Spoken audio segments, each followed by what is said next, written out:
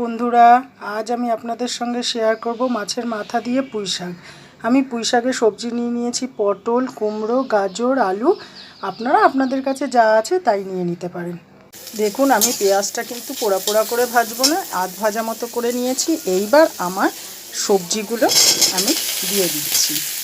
সবজিগুলো দিয়ে একটু নেড়ে চেড়ে তারপরে আমি দিয়ে দেব পাতাটা হল পুঁই শাকটা হলো আমার নিজের গাছে, তাই পাতার পরিমাণটাও খুব কম। আমি এবার দিয়ে দিচ্ছি আমার পাতাগুলো এবং খুবই কচি। এরপর একটু নেড়ে চেড়ে এবার আমি দিয়ে দিচ্ছি পরিমাণ মতো নুন, হলুদ আর জিরে গুঁড়ো দিয়ে নেড়ে চেড়ে আমি একটু কষতে সময় দেবো।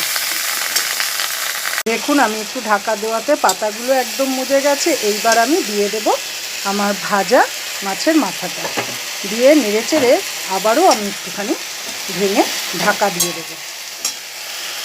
দেখুন, আমার পুঁই শাকটা কত সুন্দরভাবে হয়ে গেছে। এইবার আমি দিয়ে দিচ্ছি সামান্য মিষ্টি। এইভাবেই আমি আপনাদের সঙ্গে আমার মাছের মাথা দিয়ে পুঁই শাকটা রান্না করলাম। পুঁই শাক আমরা সবাই রান্না করে খাই, কিন্তু ফোড়নের এক একজন আমরা এক এক রকম ফোড়ন দিই, সেই ফ্লেভারটাও হয় অন্যরকম। এইভাবে রান্না করে খেয়ে দেখুন, যদি ভালো লাগে কমেন্ট করবেন।